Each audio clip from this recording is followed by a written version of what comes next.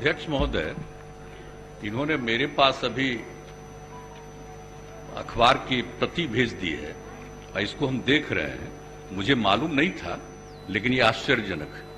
मैं तो पूरी बात करूंगा, क्या मामला है जरूर देखेंगे। ये काम किसी मंत्री का नहीं है, ये काम किसी, अरे भाई आप यूं ही क्यों अभी बोल रहे हैं, हमको मालूम नहीं मालूम हुआ, अभी बात करेंगे। ये आपने नोटिस लाया है, ये बात अखबार में छपा और ये बात अगर सही है तो ये आश्चर्यजनक है। ऐसी बात तो होनी नहीं चाहिए, लेकिन फिर भी बात करें। मंत्री जी के गाड़ी पर गए थे, ये और शर्मसार करने वाली बात है। तो निश्चित रूप से वैसे मंत्रिमंडल में नहीं रखना चाहिए। बिहार की जनता के साथ खिलवाड़ है।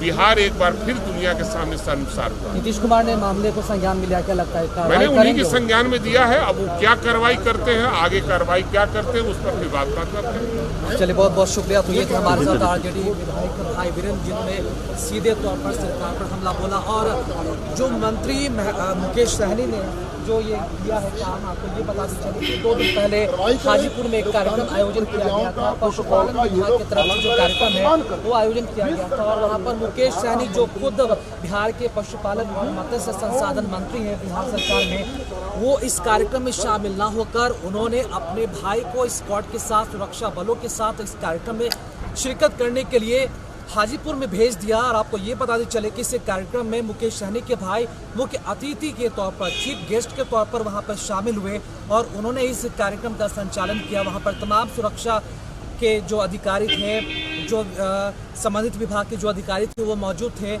ये खबर जैसे ही मीडिया में छाई, मीडिया के साथ साथ विपक्षी पार्टियों ने भी सवाल उठाना शुरू कर दिया कि आखिर मंत्री के भाई ने इस कानून को क्यों तोड़ा? क्या संविधान ऐसे ही चलता है? क्या मंत्रालय ऐसे ही चलता है कि कोई मंत्री न जाकर अपने भाई भतीजे को किसी भी कार्यक्रम में शामिल करवा देगा? और क्या सरकार ऐसे ही चलेगी? और इसी को लेकर आपको ये बताते चले कि आरजेडी विधायक भाई वीरेंद्र ने सीधे तौर पर नीतीश सरकार को संज्ञान में दिया है और ये कहा है कि ऐसे मंत्रियों पर सख्त कार्रवाई की जाए। बिहार विधानसभा में ये मामला भी कसकर उठाया गया है। अखबार की कटिंग को बिहार के मुख्यमंत्री नीतीश कुमार को दिखाया गया और सीधे तौर पर जब नीतीश कुमार ने इस मामले को संज्ञान में लिया तो पहले तो उन्होंने कहा कि इस मामले की जानकारी सही तरीके से उन्हें नहीं है।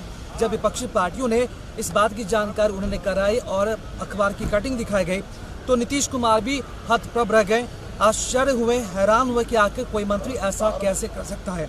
देखिए, इसको ऑलरेडी संज्ञान में मुख्यमंत्री जी लिए हैं। मैं इस पर, क्योंकि वो मेरे पार्टी के राष्ट्रीय अध्यक्ष हैं, मैं उनके बारे में कुछ नहीं बता सकता, लेकिन मुख्यमंत्री ने इसको खुद संज्ञान में लिया है। मुख्यमंत्री जी उनके साथ बात करेंगे। ये अनैतिक है कि नहीं?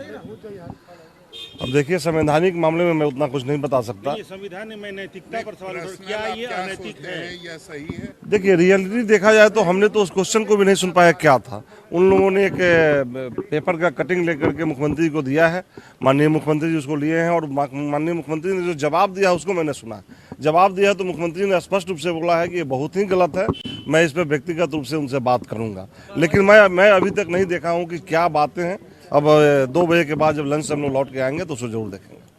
देखिए, माननीय मुख्यमंत्री जी ने सदन में उस मामले में स्पष्ट रूप से बयान दे दिया है, इसलिए आपको संतुष्ट हो जाना चाहिए। माननीय मुख्यमंत्री जी का जब बयान आ गया तो उस पर बचता क्या है?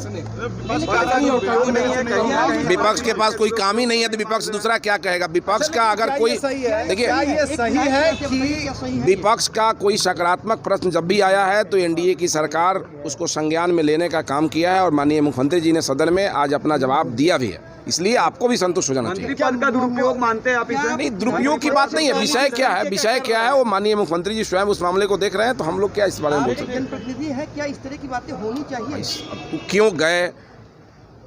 मतलब वो अपने हिसाब से, भाई के हिसाब से गए थे कि मंत्री पद के हिसाब से गए थे? ये तो विषय बात का चीज है। अधिकारी की तरफ से मेरा कहना है कि मामला क्या है, बिना जाने तो हम बोल नहीं सकते हैं, जब तक हमको पूर्ण जानकारी नहीं होगी। माननीय मुख्यमंत्री जी का बयान आ गया, इसलिए आप संतुष्ट होइए, बाकी बात फिर ऊपर के लेवल में बात करिए। प्रॉक्सी मंत्री जाते हैं, पूरा अवगत होती है। यह अपने आप में बहुत ही अनफॉर्चुनेट ऐसी घटना है जो बिहार सरकार के सो कॉल्ड सुशासन की पोल को तार तार करके रखती है। यह सुशासन नहीं है, यह एक तरह से एडमिनिस्ट्रेटिव एनार्की है कि कोई सरकारी कार्यक्रम का उद्घाटन मंत्री के बजाय उसका परिवार के लोग करने लगे, भाई आगे करने लगे। तो यह तो नीतीश कुमार जी की कार्यशैली पर बड़ा प्रश्न चिन्ह है। तो मैंने तो सदन में भी इस बात को उठाया था विधान परिषद में। मुख्यमंत्री संयोग से थे वहाँ, उन्होंने कहा कि हमने संज्ञान में लिया है, देखते हैं। लेकिन ऐसे मंत्री को मंत्रिपरिषद में 1 मिनट भी रहने का कोई हक नहीं है।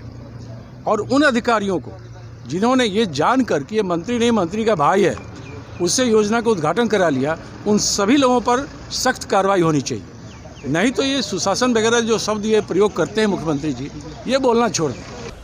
नीतीश कुमार ने यह भी कहा है कि अगर ऐसा हुआ है तो बिल्कुल गलत है। वो खुद मुकेश सहनी से पूछेंगे जो बिहार सरकार में पशुपालन मंत्रालय की जिम्मेदारी वो संभाल रहे हैं। अगर वाकई में ऐसा किया है तो वाकई में ये शर्मसार कर देने वाली घटना सामने आई है। बहरहाल विपक्षी पार्टियां सदन में इसका पुरजोर तरीके से विरोध कर रहे हैं और इसे बहुत ही बड़ा मुद्दा बनाने की भी कोशिश है वो की जा रही है। और विपक्षी पार्टियों का एक ही मांग है, ये जो हुआ है बिल्कुल ठीक नहीं हुआ है और ऐसे मंत्रियों पर सरकार लगाम लगाए और कार्रवाई करे ताकि इस तरह की घटना की पुनरावृत्ति आगे न हो। देखना यह होगा कि मुकेश सहनी पर किस तरह की कार्रवाई होती है जो उन्होंने काम किया है। खबरों में अपडेट बने रहने के लिए आप देखते रहिए अलर्ट भारत। नमस्कार।